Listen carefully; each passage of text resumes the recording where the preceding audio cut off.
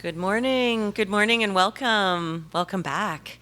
I did spy coffee, has been refilled, and so before there's a mad dash over there, I'd like to say hello and thank you for coming to the new Inclusive Economy.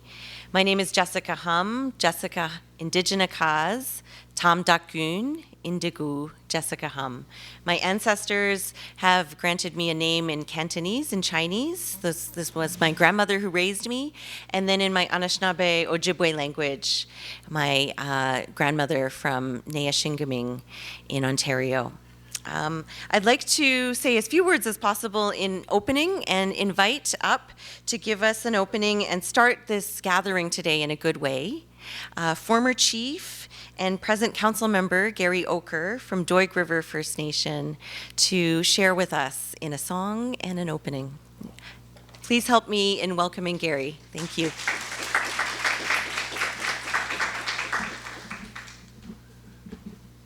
Thank you for inviting me to come and acknowledge newcomers into our territory. The Naza history has been here for over 12,000 years, and if we have time, we'll take you to the cave today and show you the accessible projects that we're working on to ensure that everybody have an opportunity to go and visit the cave, because it's pretty special to us. And we spend quite a bit of time here fixing it up so that it can be accessible to people. But before we talk, I'll open one of our ancestor songs. Always got to remember our ancestors, because every time I think about a story or a thing, something comes up and, hey, that's an interesting idea, concept. It's like a world of encyclopedia. So here's one of the songs here. So you all stand up here if you can.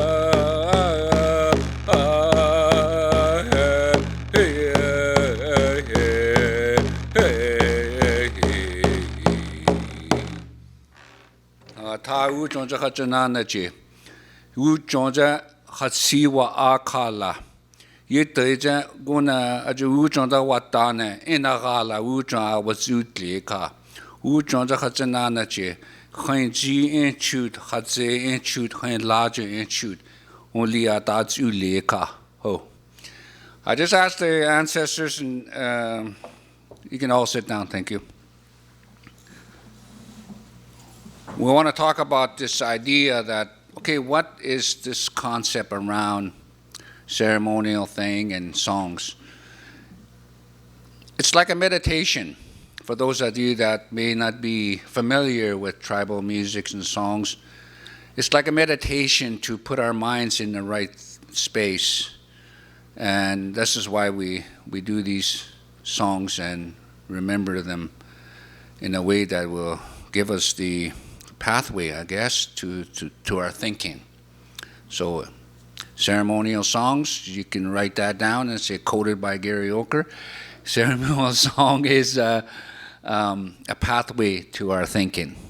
So when we ask we know that there is something greater than what we believe is true in the world. Um, there's the explorer that's exploring the world, the universe, still haven't found the end of it. So we know that there is something greater, and maybe there is ancestors out there somewhere.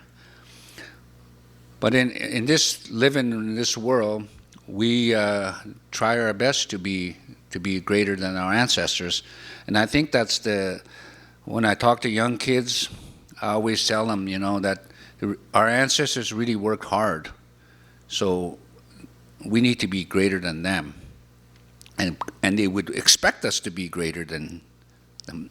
Every generation should be better than the next. So that's the way it works. And combination of today's world, how we got so many information coming at us, what are we going to do with it? One of our leadership roles is to ensure that everyone access cultural spaces. A few years back, we were dealing with treaty land entitlement, and some of you may know what's going on in that field. There's just some people don't like the idea of being told what to do, but it was just miscommunication.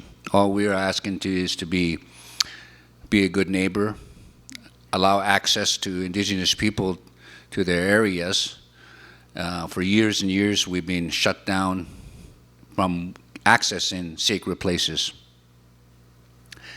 And it's disheartening sometimes because, when I was going out to take out elders to these places, and they always say, "Zhong de wu zhong."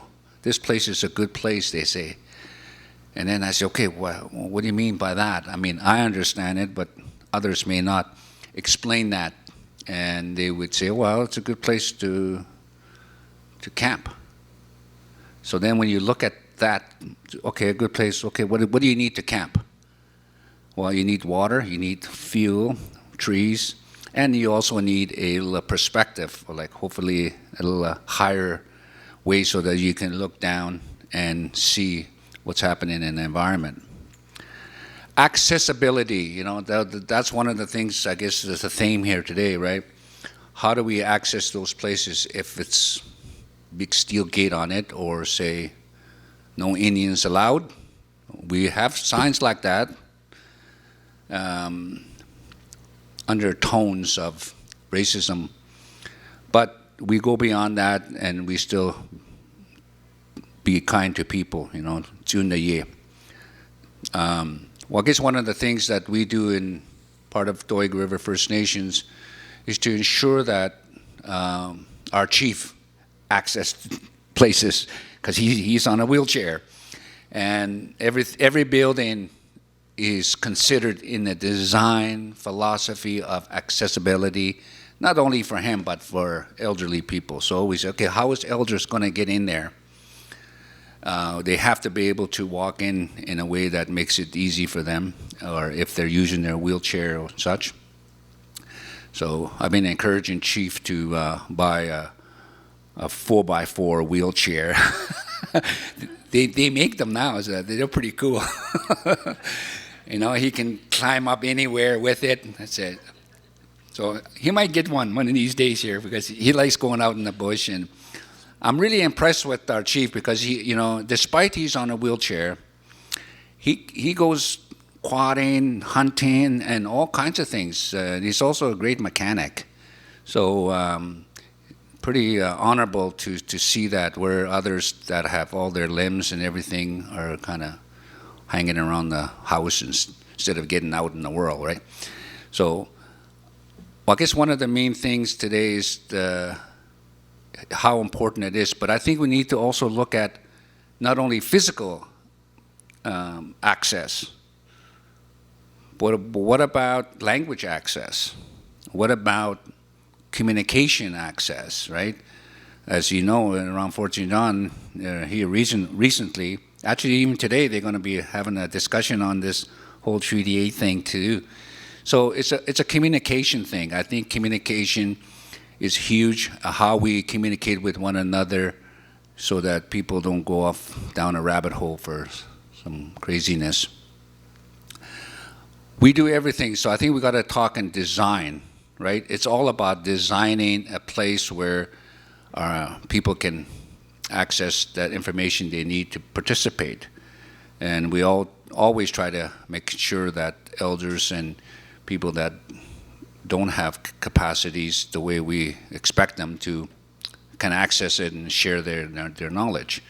And I think that's what it is. So one of the things that's coming up for future economies is artificial intelligence.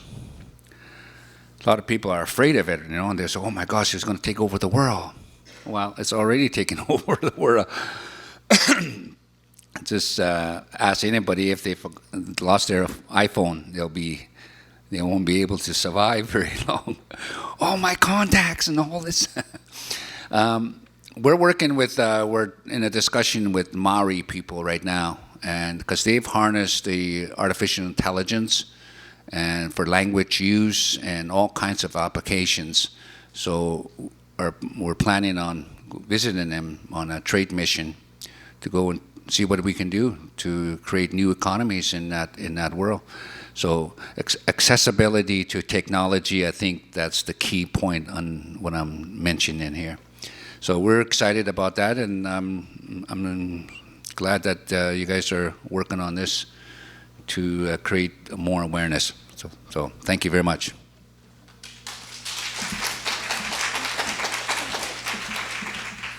Thank you so much, Miigwech, Masi, to Gary Oker. We're grateful to be here. Myself and my colleagues from Inclusion Powell River are visiting here to Treaty 8 territory, and with thanks to the nations who have stewarded these lands and life. I'll also mention that today we are filming this production so that we may have a record of it, and we will be sharing the notes from today's discussion with you, for those who have registered. So first of all, we'd like to have our co-hosts and organizations who have made this event today possible, this gathering, with big thanks to the City of Fort St. John. And so for an opening remarks, I'd like to have you join me in welcoming Mayor Lilia Hansen to say some remarks. Good morning. Feels pretty horrible to use a microphone, but I will come up here. I'd like to welcome our special guests, the new Inclusive Economy Roadshow, our community champions, and employers who aspire to be disability inclusive. The City of Fort St. John strives to be an equal opportunity employer who believes in a diverse and inclusive workplace that reflects a community. As such, I am really proud to be part of an organization that has committed to creating an employment program that provides placement opportunities for individuals with physical and developmental disabilities. I've seen firsthand how successful and transformative it is to businesses that have hired individuals with disabilities into roles, working around both their individual strengths and capabilities, while meeting the operational needs of the employer. The result is an inclusive and a supportive work environment that pays unexpected dividends and increased work morale of other staff. I've heard feedback from management that many of these individuals take noticeable pride in their work and that their pleasure in coming to work, it's contagious. I encourage you to engage with the speakers presenting this morning to find out more about playing a role in building your business, giving employment opportunities to people of all abilities while supporting them to flourish. Thank you, and I hope you have a good morning.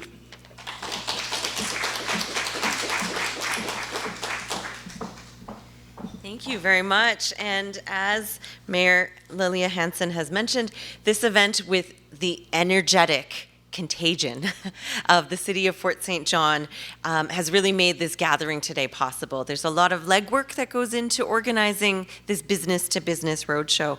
And so it was also made possible through partnership, working together with others in this community and in communities all across BC. We also have joined with us today our co-hosts, and co-hosts have played a huge instrumental role in making each of our events possible, these dialogues, in bringing together employers and those that they are serving through community serving organizations. So we have from the Fort St. John and District Chamber of Commerce, Kathleen Connolly. Kathleen, if you would say hello, thank you for being our co-host.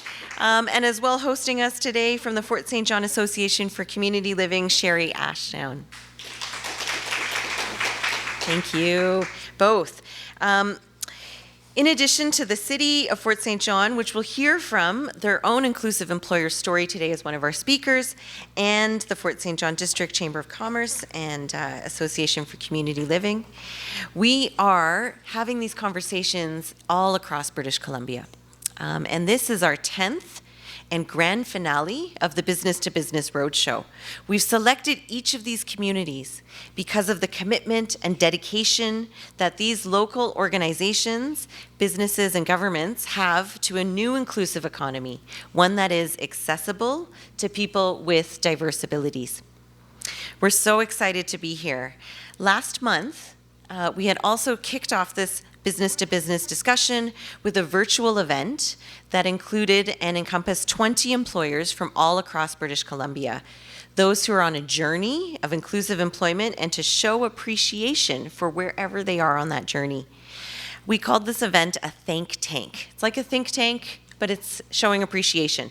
And we held a discussion that brought together those employers as well as employees of people with disabilities, and we asked appreciative inquiry questions, those questions that show appreciation for where you are on the journey in service of having an exploration of what works, what are some of the barriers, and ways to overcome those barriers all across BC. We're in the midst of our research journey, and we've also brought a graphic summary of what that research journey is conducting and the questions that we are asking. The questions that we are asking are threefold. What are the workplace practices and conditions that lead to meaningful employment for people with disabilities?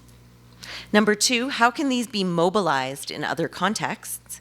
And number three, what are the alternative economic approaches to inclusion? So if anyone here is along that journey and would like to participate in answering these research questions, we invite you to get in touch. Our project manager, Lenny Goggins from Inclusion Pal River, is waving her hand here and would love for you to reach out or come up to us at the end of the event. And we have a research participant sign-up sheet. So we invite you to consider those questions and what we're learning along the way to be a part of this journey with us as we hear from these engaging speakers today and as you leave this room and go out into your community and your workplaces and have continued dialogue.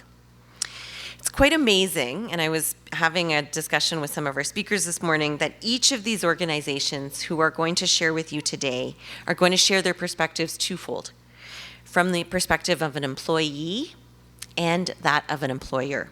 So you're going to hear these really meaningful stories by, for, and with people with disabilities. The first of our speakers, a set of speakers, are from the City of Fort St. John. Human Resources and Labor Relations Manager Cameron Eggy, and an employee from the City of Fort St. John, Andrea Conkin, are joining us today.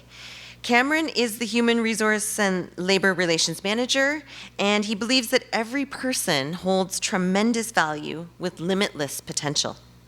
This foundational belief guides the work that Cameron does every day, and it's what excites him about finding new and creative ways to be inclusive.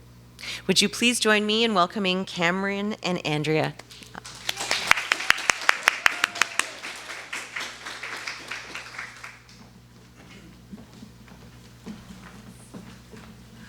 Thank you so much, Jessica, and for everyone joining us this morning. Honestly, it's very humbling for me because I feel like only a benefactor into an organization with a program and staff like Andrea. We were actually joking yesterday while we were preparing. I looked upon the room and there was many of her colleagues, some of which are here today. And I said, my goodness, you've been an employee here longer than most of us. And even sitting with our CAO this morning, Milo McDonald, he acknowledged, yep, you have a couple years on me also. But truly, so many of us are just beneficiaries to a program that began actually in 2017, where the Association of Community Living, and at that time, I'm not even certain who, through the HR department, began conversations. And the conversations truly centered around how do we actually live out some of the words that we say and include members of our community from every demographic, not just those who may be looking for employment through traditional means.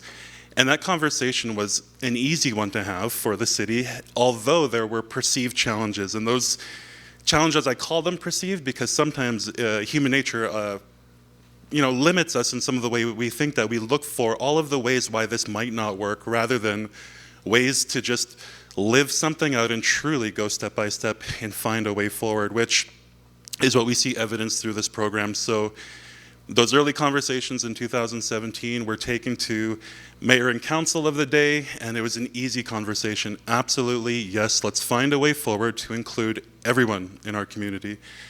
And one of those perceived challenges, of course, is the fact that we're primarily a unionized workforce at the City of Fort St. John, with BCGEU, a large component, and of course our firefighters union. So I was not in the room, obviously, for those conversations, but I know they went as easily as the initial ones. Yes, let's find a way forward. And it was pretty exciting that fall to have MOUs signed with the union in partnership with the Association of Community Living to truly pave a way forward for meaningful work. Not just side-of-the-desk work, but meaningful employment for every member of our community.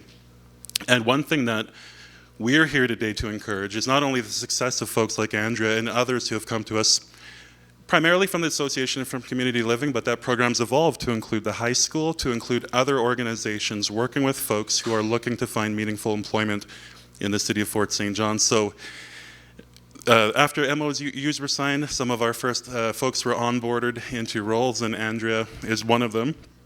And it's truly encouraging for us because with the support of every layer of management, every layer of council, it's been a resounding yes. And we, like I said, Andrea is one of our first onboarded employees in the program, so she's kind of, you're kind of like the boss, right? In the okay, yeah. She can be that way. And I'll leave her to share in ways that that's become true. But I think what's most encouraging for us is that we're at an interesting point in our program, kind of like an evolution, where we have folks like Andrea who've been working through the program for so many years, and actually just this year put up her hand and said, I just want a job. And so what's really neat is that through some of the skills she's learning in a program provided with the unique opportunity to learn some of these roles, Andrea is on the doorstep of just competitive application for employment with the City of Fort St. John in a way that actually removes the program. And I would call that a tremendous success for individuals in our community who, through their opportunity, the skills that they've acquired, just find themselves in the position of like, I just want to be an employee. I just want to work. I just want to save money and do things that are interesting for me. And so I'm pretty honored to get to stand beside Andrea and hear from her and just encourage you as organizations. I know many of you are social. I've had a chance to meet many of you before at the City of Fort St. John. As you go about your day and you think or you interact with employers, the City of Fort St. John commits to walking alongside or to resourcing any of your partners in ways that they can find their own way forward through a program like this. So without further ado, I'll hand it over to Andrea. She laminated her speech and made it bright pink, which I think was a brilliant idea. We've spilled a couple coffees because we were nervous and mine's a little crumpled, so there's some forward, innovative thinking that we're quite proud of. Yes.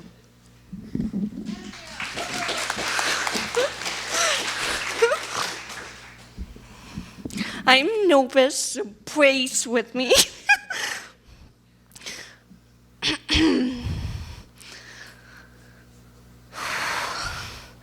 Hi, my name is Andrea Congan and I work at the North Peace Lease Board. I love working at the pool.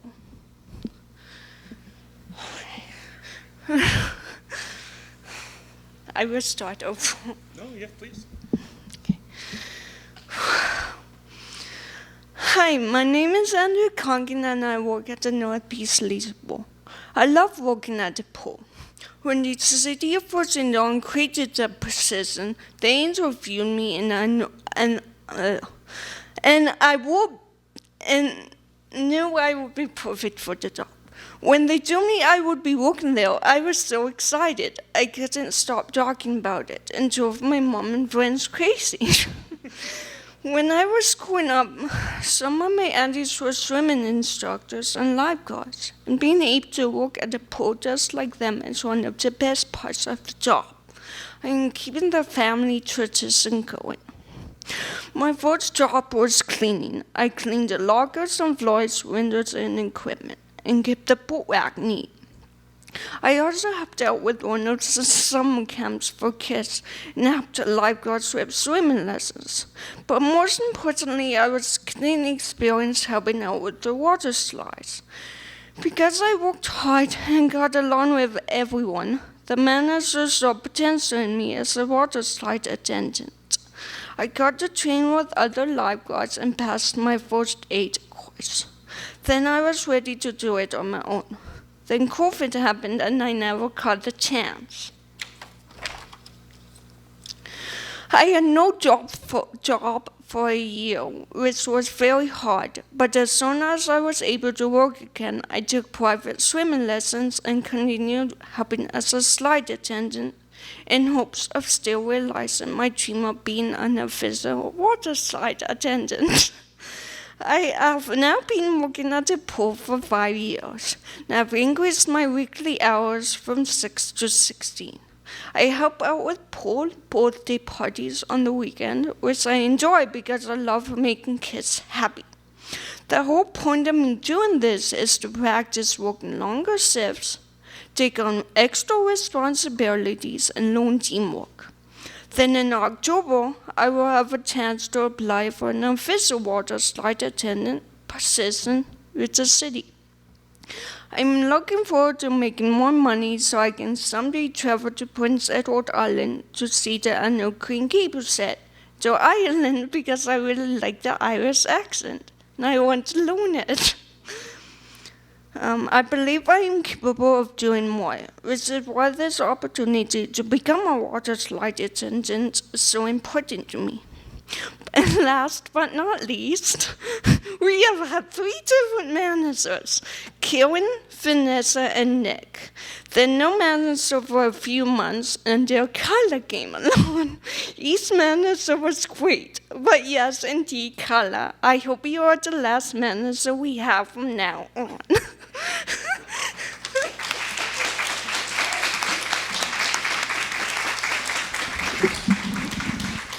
So on behalf of both of us, we're just super excited to be here, and we thank you for the opportunity. And really, for anyone looking at having such diverse and creative input in your staffing models, we'd be more than happy to help out with any kind of logistics around, union negotiations or around how to create meaningful partnerships with our community. So thank you very much.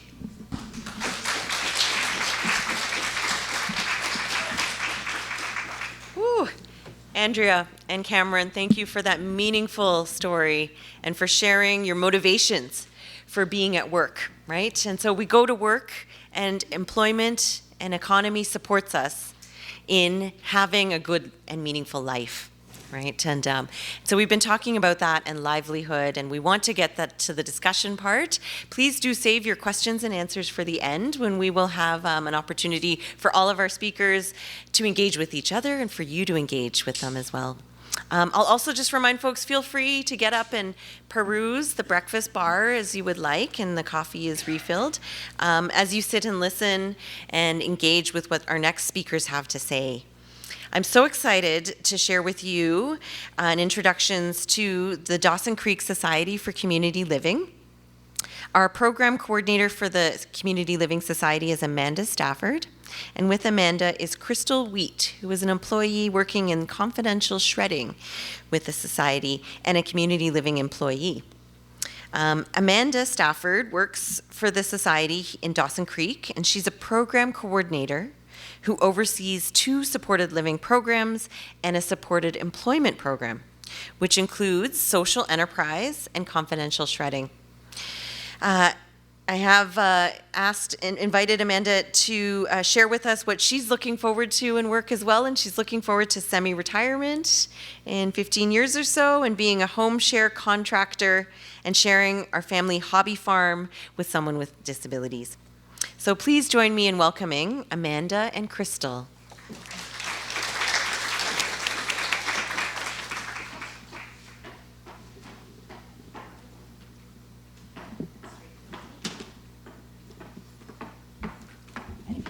Turnabout face, and the crowd is to your, oh, now they're in front of you. Okay, I'm to your right, and I'm just going to speak into the mic, and then you can have your turn next. Excellent. Good morning, ladies and gentlemen. Thank you so much. As mentioned, I work for the Dawson Creek Society for Community Living, and one of our programs that I coordinate is our supported work program. Seeking to expand beyond sheltered workshops, we established the Access Supported Work Program in 1988. In 2005, we had received a grant enabling us to start a social enterprise, our shredding program. And in 2008, we further established that program into what's now known as confidential shredding. So what is a social enterprise? A social enterprise is defined as a business with specific social objectives that serve its primary purpose. Social enterprises seek to generate profits while reaching its social, cultural, economic, or environmental outcomes outlined in the company's mission. They seek to balance activities that provide financial benefit with social goals, such as housing for low-income families or job training. Funding is obtained primarily by selling goods to consumers or services to consumers, although some funding may be generated through grants. Because profit maximization is not the primary goal, a social enterprise operates differently than a standard company.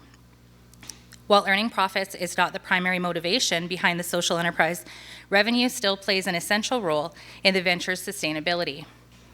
Sustainable revenue is what differentiates a social enterprise from a traditional charity that relies on outside funding to fulfill its social mission. This does not mean social enterprises cannot be profitable. Rather, it's simply that their priority is to reinvest profits into their social mission rather than fund payouts to stakeholders. So in 2005, the shredding program was originally established as an alternative source of employment for CLBC-eligible individuals seeking a meaningful way to earn an income and increase employability skills while providing a valuable service to our community. We started out with just a single upright shredding machine in a small room at the back of the Dawson Creek Society for Community Living's administration building. But by 2008, confidential shredding was developed into that social enterprise that it is today. Then we employed one shredder laborer and two shredders, one standing next to me. By 2011, community interest was sufficient to allow us to purchase an industrial AmeriShred 7500 shredding machine. We then employed 5 shredders that shared a 40-hour work week, as well as one laborer. As time went on and word got out, our community showed great need for our service. And in 2015, we built a shop and moved the whole supported work and confidential shredding program into its own building. Having space large enough now to allow us to weigh countless boxes of documents, move around large bags of shredded paper as needed, and park our shredding truck indoors overnight, ensuring it remains in an optimal running condition, made a world of difference to our social enterprise. From the years 2017-18 to 2018-19, we grew a whopping 33% and began to struggle to keep up with the demand for our services in our community. As such, we planned on purchasing a second industrial AmeriShred 7500 shredder and a dust collector, and we did so in the summer of 2020. So having two industrial machines has allowed us to employ more individuals, as well as offer more hours to our existing staff. We currently have one laborer, the same original. He works on the shredding truck, doing document pickups and shredded paper drop-offs 4 mornings a week. In addition, we have 2 floor supervisors who oversee the confidential shredding building when the job coaches are out. And we also employ 12 shredding staff. They work a variety of shifts throughout the week. This equates to our being able to provide prompt service to our valuable customers. What service do we offer, and how does it benefit our community? Being locally owned and operated means that income made by our employees stays within our community. We provide a local, much-needed service at competitive rates. We offer convenient same-day or scheduled document pickups to meet the needs of our customers. We offer we offer free document pickup within 15 kilometers of Dawson Creek, and then do our best to provide economical service by sharing the cost of mileage between businesses and people for out-of-town pickups.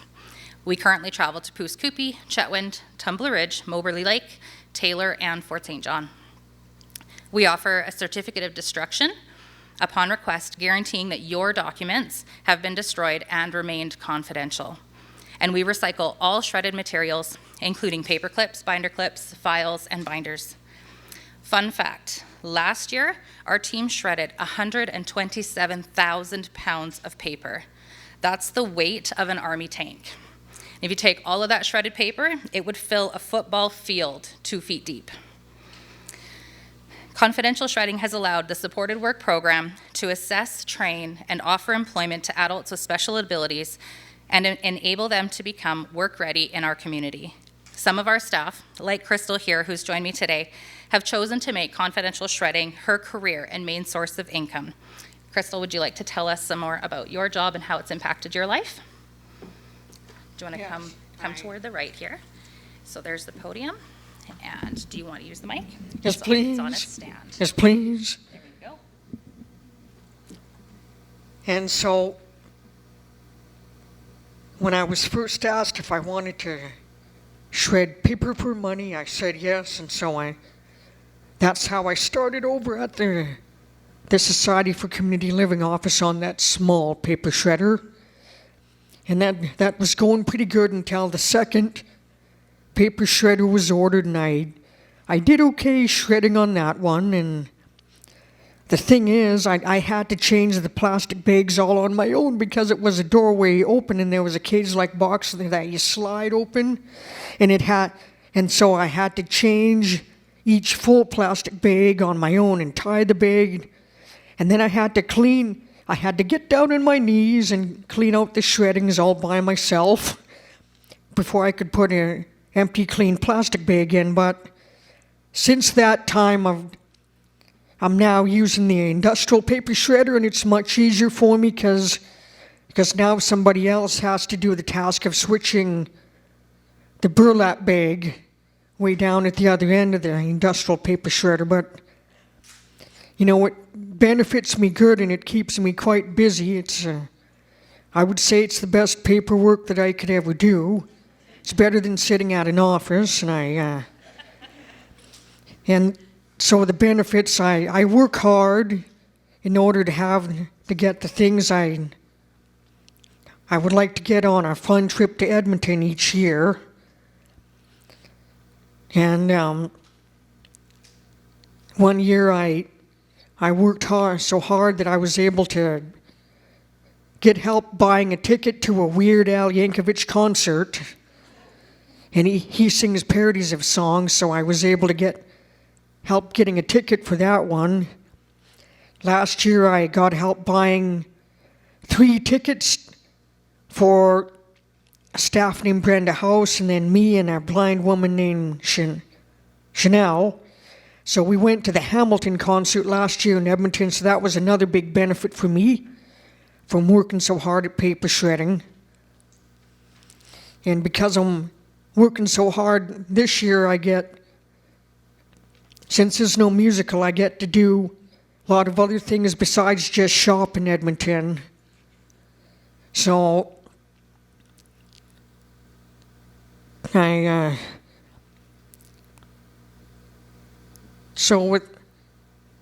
with confidential shredding, it keeps me really, really busy. I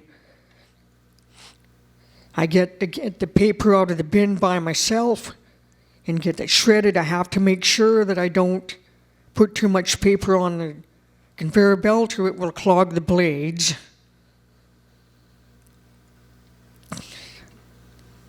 And I really enjoy that good confidential shredding. I like that with the 3 hours I get a 10-minute break. When Jerry, the one boss, is there, he tells me when it's break and gets me a treat and drink, and so I can get back to work afterwards.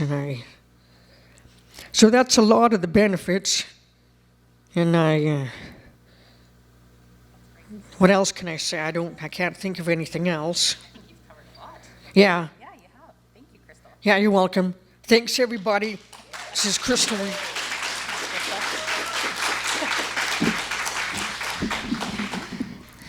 Crystal and I would be happy to answer later any questions that anybody has about our social enterprise. We'll try my best. I wasn't there to get it started up, but I've been working at it for the last few years. Thanks very much. Yeah.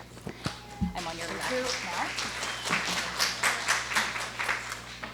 Thank you. Ooh. Crystal and Amanda, what an amazing co-presentation, and just sharing about the impact of your work together, and your work in creating and growing employment so that even more inclusivity can contribute to having goals and reaching those goals and having a meaningful life. We've spoken a little bit as well about the aspects of designing inclusive workplaces, and that design is something that I hope we'll hear a little bit more about. I'd like to introduce our next set of speakers from Urban Systems. And Chad Karlstrom is a professional engineer and partner of Urban Systems who was born and raised here in northern BC. Chad strives to improve the places we interact with and to support a happier society. Chad has embraced Winter City design principles, and he seeks to implement strategies and thoughtful design to create livable communities in all seasons and for all ages. Joining Chad is Carmela Klassen, who's an Urban Systems employee and an athlete with Special Olympics BC. So Carmela has participated in a program and has been public speaking before as part of the Vancouver Athletes Summit. So I'd like you to help me in joining and welcome Chad and Carmela, please.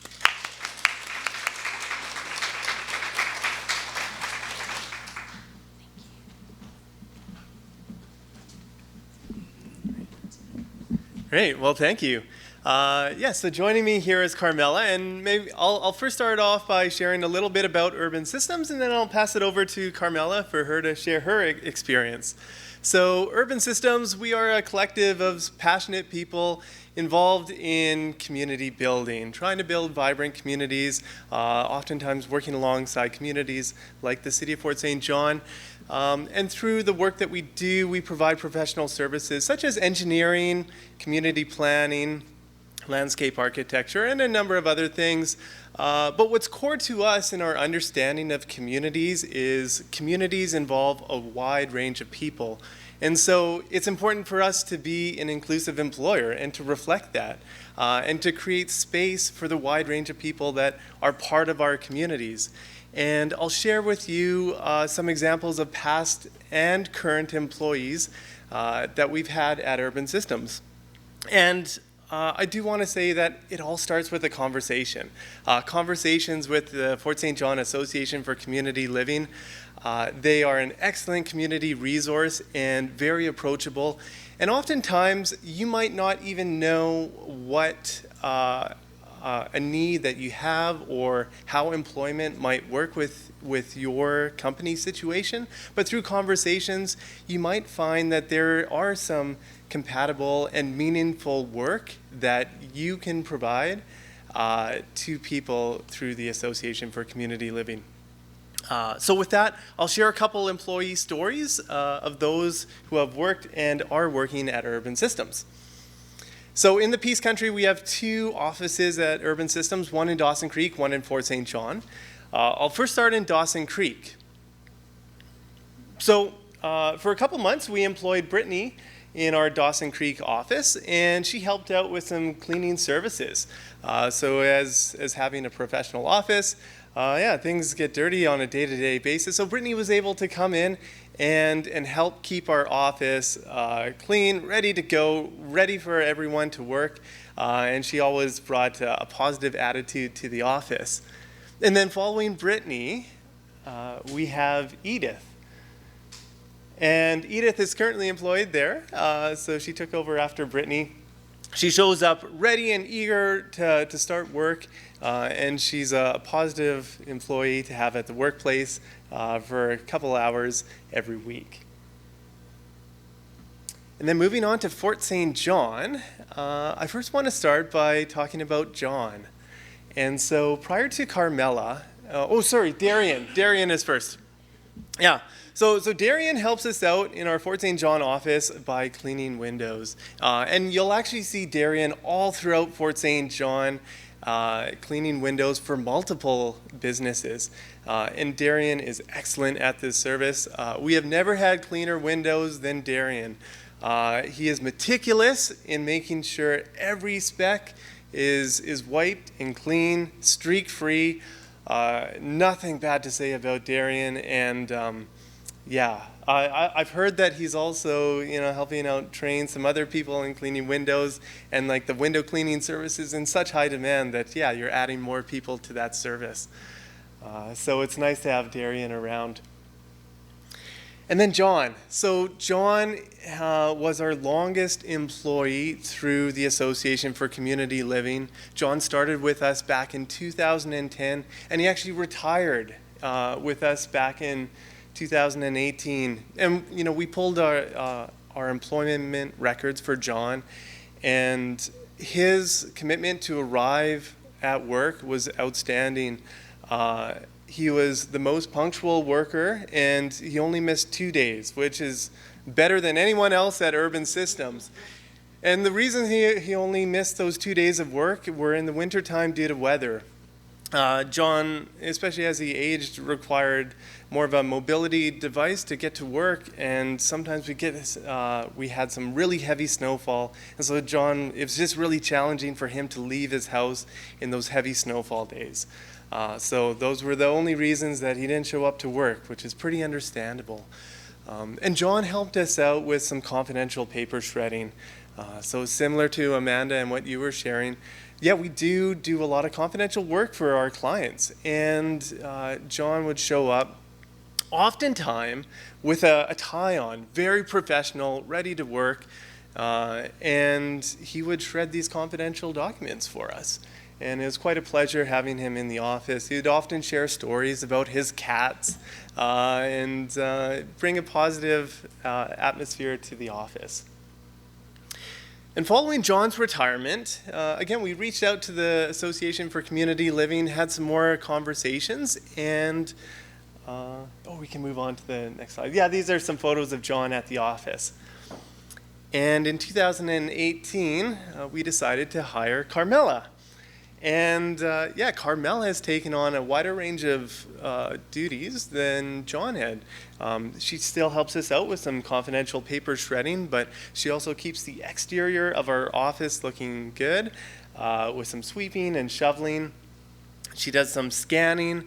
Every Thursday at Urban Systems, we have a long-standing tradition of donut day, so taking a break. And Carmela helps us prepare for that and joins us in having snacks and breaks in the day.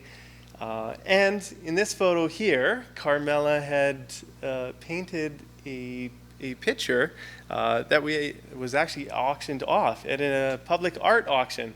And so we actually ended up purchasing your painting, and now it's proudly displayed among other artists in our office.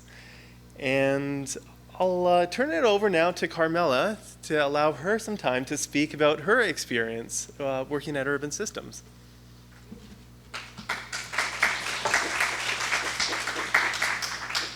Thank you. I've been working at Urban Systems for 3 years, actually 5 years. And it was actually fun.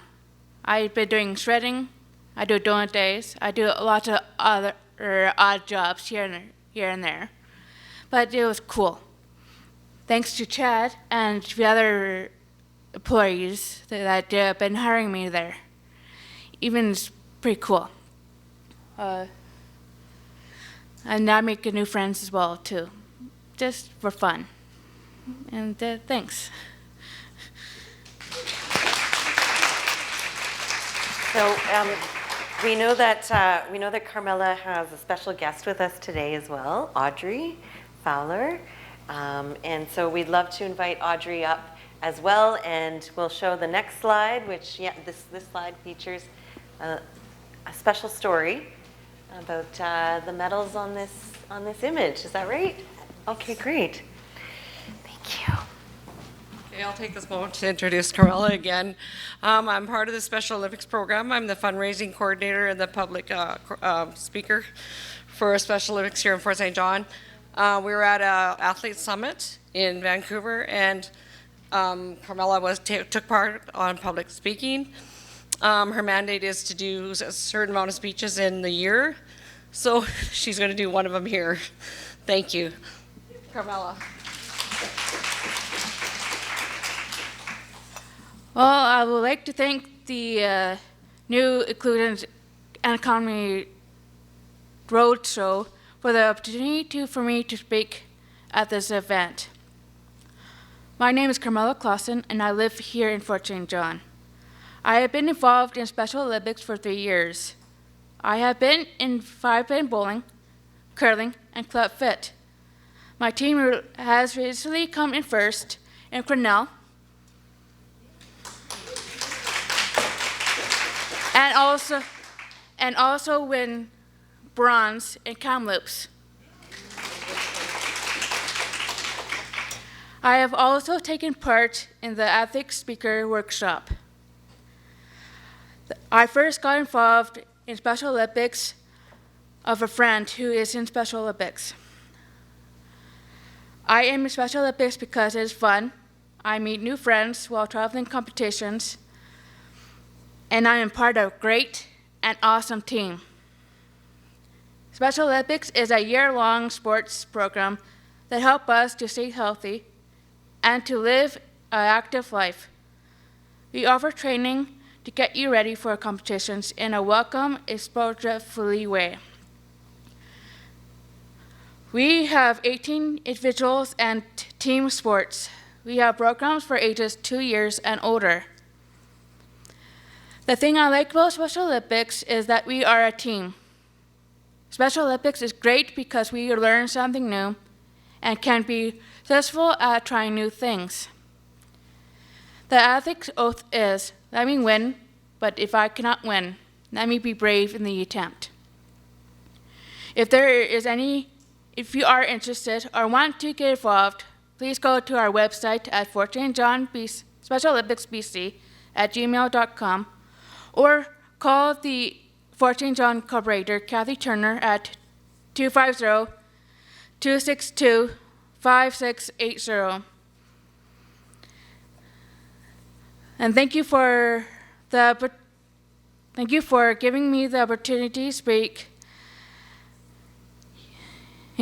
here at this event. Is there any questions?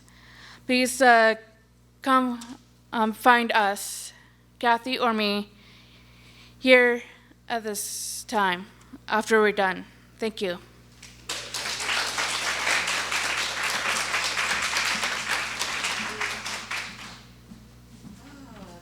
Audrey, and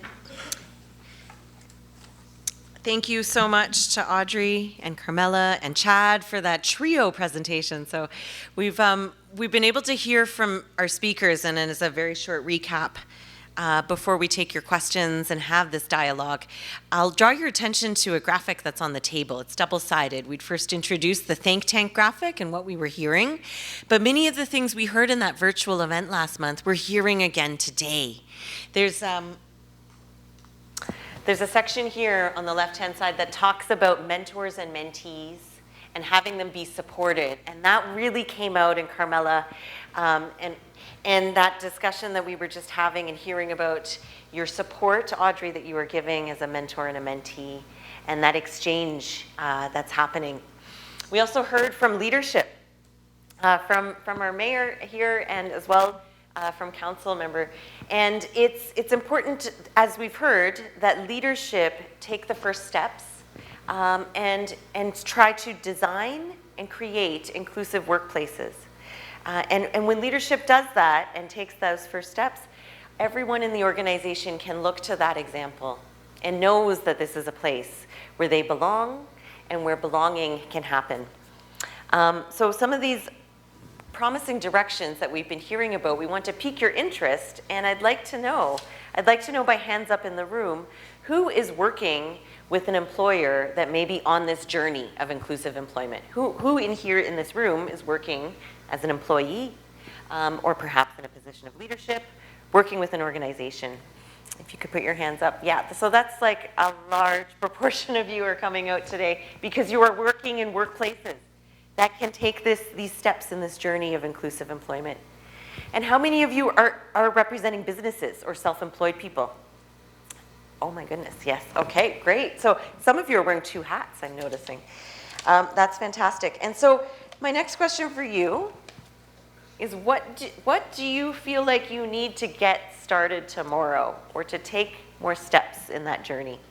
What might you need, and who in the room might you seek out based on the discussions that we've been hearing, the presentations, to answer some questions or you would like to learn a bit more about in that? So you've answered some of my questions. Now it's your time and opportunity to ask questions of our panelists. Yeah. Lenny here has a roving microphone. And do not worry, she's not going to make you a research participant by speaking into the microphone, but we would love to know if you have an inclusive employment story to tell. That's one way, or a question for any of our panelists in the room today.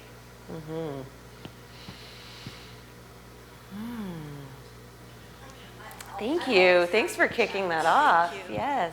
Good morning, and thank you so much. Those were just, I love those stories. They just hit my heart in such a real way, so thank you for sharing. I think the question that many employers have is, where do we start? And so I think simple information like the Chamber, and I know others here would be happy to share sort of those stories in a format that is relatable to employers who maybe don't know what it's like or have concerns. And so I think if there were basically sort of protocols or ways to understand where do you start, who do you talk to, how do you build those relationships, how do you have those conversations, what does the hiring practice look like? And so I think those things would be really helpful, especially from the expertise of those that are in the room today. Yes. Yeah, thank you. That's a great question, and I'm wondering if any one of our speakers wants to talk about your journey in getting started. I know, Cameron, with your experience with MOUs and unions and having those partnership discussions, that's something you touched on. Thank you. Yeah, and wow, it was really that easy, as already mentioned, just conversations, as Chad alluded to, also with the community of for Association for Community Living. I think, at least anecdotally, what I heard even with my time at the Chamber was that sometimes naturally we just want to avoid any perceived risk or any challenges that are undue, and so sometimes, and I think as I alluded to, it's human nature that we just arrive at all these challenges before we look at the simplicity of just hiring an individual. And I actually think from the employer standpoint, having an individual that's partnered with an organization like the Association for Community Living is actually another value-added asset to an employer, because not only are you getting the diverse qualities of the individual, it's coming alongside of an organization supporting that individual. So, on a very math level, it's kind of like a 2-for-1. It's pretty incredible, and even more so because of the helpers that are working with some of the individuals that we employ. I mean, they're learning so much more about the organization, so much more about the way the city operates, and I just think there is a really a no way to lose relationship. So you touched on something. You're almost getting two relationships in one, but you're also reinvesting in your community, and so employing someone, creating new employment, which we also heard about through shredding programs, and expanding on those employment opportunities, keeping someone on full time until retirement, creates opportunities for them to reinvest, that employee to reinvest here in this community to grow, keep their livelihoods, and maintain income in a way that they can be sustaining a meaningful life and family life here in this community. That's great. All right, here's an opportunity for other questions before I ask you questions. If see one over. Yeah, no.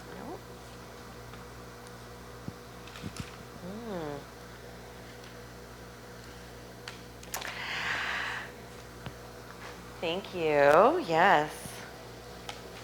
We're going to make Lenny walk all around the room. It's all good. Get my steps. This is more putting it back onto your organization, kind of as a facilitator there, or a facility, you know what I'm trying to say, to businesses in Fort St. John especially. But do you have any longer term goals kind of facilitating within the city itself, working with businesses, working with the city, working with community groups here? And they don't really have to be well thought out. I'm just kind of curious of a 5 or 10-year plan that you guys might have for the city itself as it's growing, as there are so many young families here, and obviously as the demographics are quite different than other cities, especially down south. I'm kind of a more recent transplant here. I just got here in January. I work in recreation with the city of Fort St. John. So I'm just kind of curious to hear your outlook on the future. Great. That's a great question. And just to clarify, so myself and Lenny are here representing Inclusion Powell River, and we are facilitating this dialogue across British Columbia. And I think we can each speak to the goals that we have for the new inclusive economy, and then your question further about getting local and how we are interacting here in the city of Fort St. John, as well as the other communities all across the 8 economic regions in BC. It's both a two-way piece. This is the first phase, a 2-year research project, and potentially with extension as well. The goals of the research are to ask those 3 research questions we asked at the beginning, but also to translate our findings back through knowledge translation. That's what we're doing today. That's what we had done in a virtual think tank event. And then coming up to, every government worker knows that we come up to fiscal year end, and so we're reporting out on what we're finding. And so I'll let Lenny perhaps just touch on the next piece, because you've most recently been having those discussions with Work BC. Yeah, so our project is funded by the Ministry of Post-Secondary and Future Skills, which is indication that they're funding a project such as the New Inclusive Economy, that they actually care at this moment in history about inclusive employment. You know, in the past, we've run our own employment services for 30 some odd years. We've always focused on individuals with disabilities finding work. And now, because of our tight labor market, we're needing to shift, and everyone is needing to shift to focus on employers. And that hasn't been the approach for the last 30 years. It's really been focused on individuals getting into the labor market. Now we're talking about how do we make the labor market more inclusive of people with disabilities. And one of the themes, I think, of this project is that in order to create inclusive workplaces, we need to create workplaces that are good for human beings. And when we do that, they then therefore become more inclusive of people with disabilities. So that is a massive cultural shift that's occurring right now, and we do have the support of the provincial government. So this project will be gathering our research findings from all across BC, and then we'll be able to provide some directions that the government can take in terms of supporting employers to be more inclusive. And so it's a very special moment in history to be able to do this because of our tight labor market, because of our current government, and we're going to continue to advocate for that. So yeah, great question. Thanks. Yeah. Thanks. And I'm still looking, there's a few moments for 1 or 2 more questions. I'll touch on what Lenny has been speaking about, which is also that overcoming fear, and sometimes there are misperceptions and fear about taking those first steps that you had asked about, right? And knowledge is power, and knowledge can overcome fear. Information and experiential learning can overcome fear. And so these are some of the sprinkles of what we've been hearing through our conversations and dialogue. We are also conducting that documentation today through the video recording as well. Thanks as well to Joseph, who's here in the room doing that recording. And we have New Inclusive Economy is also partnering with an animation social enterprise out of Powell River that is hopefully going to translate this knowledge into a way that's also accessible through, for example, animation and voice recording. We've had comments that the findings that you were seeing on your table are not accessible to those with visual impairments, for example. And so voice recording this, having it be documented in Braille can be another way that we can work towards. So these are some of the things we're learning as doing as well. And we really encourage you on your journeys in your workplaces and organizations to be doing that iterative learning as we've heard from our speakers. So what's working, checking in, what's not working, and being ready to pivot is a really important aspect. So some of the tips that we've been learning along the way. Mm-hmm. Do you have a question? Yeah, I just want to make a comment on some of the things we're doing in Doig to create. We got more jobs than membership, so that's a good thing. But everything from land assessment, getting people out there on the land, and then documenting that process and bringing that back in. Some people use just language only. They just speak in their own language, and then they record it, and then we get the language department to translate that, and then that goes into the GIS system for part of the decision-making processes to work with industry. We also have MOU agreements with industry guys to create opportunities for membership that may not have all the qualification, or they don't have all the tickets that they need to get the job. So we'll get them underneath our bigger corporation for them to get a job.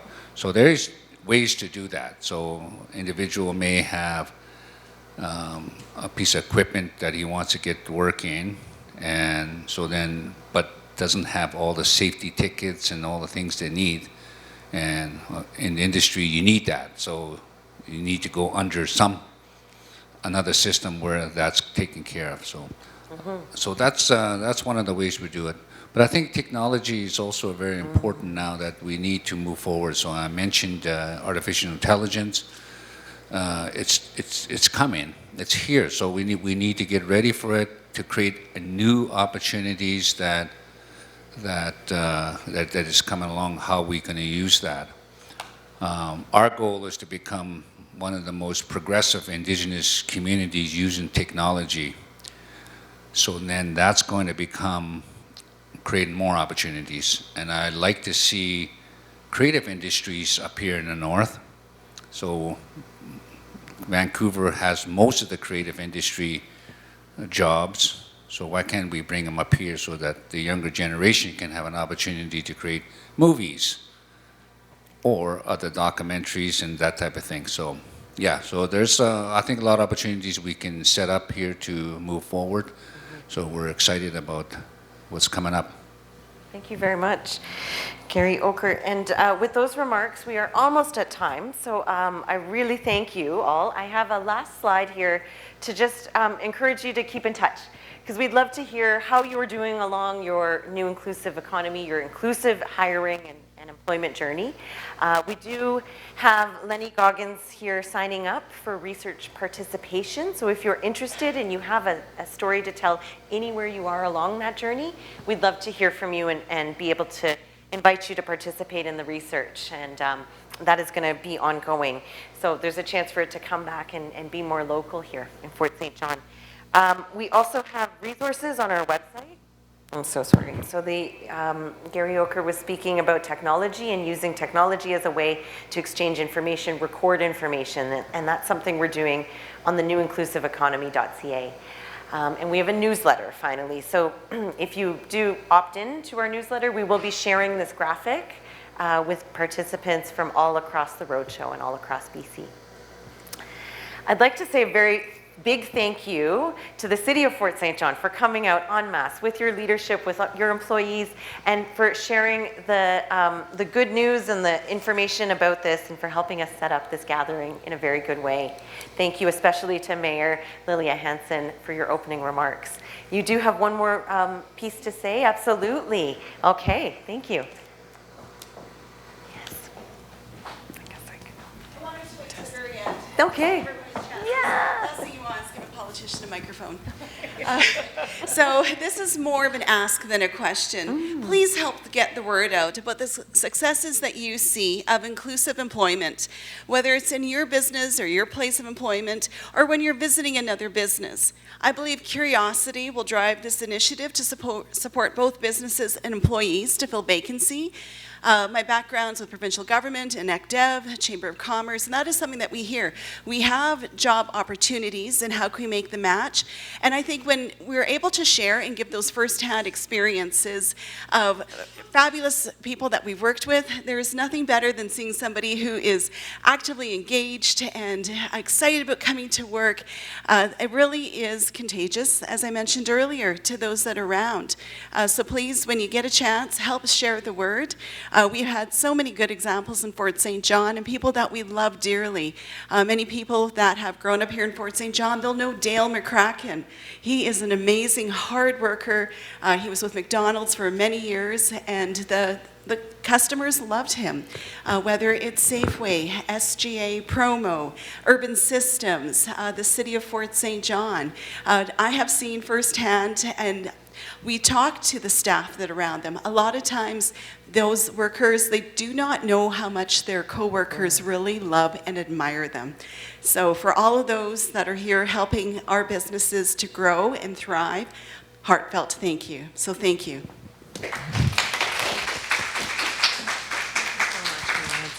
Thank you. It is the last thing I want to do is to have remarks from our mayor. Thank you so much. We have committed to being here for an hour and a half until 9:30, and so I would just ask if you have any last burning questions that you come up to us and let us know. Yeah, and so I thank you all for being here. Especially thanks to our co-hosts, to the city, to the Association for Community Living, to the Chamber. Thank you so much to each and every one of you. And please continue this dialogue after this event ends, as encouraged by the mayor. Thank you so much. Have a great rest of your day.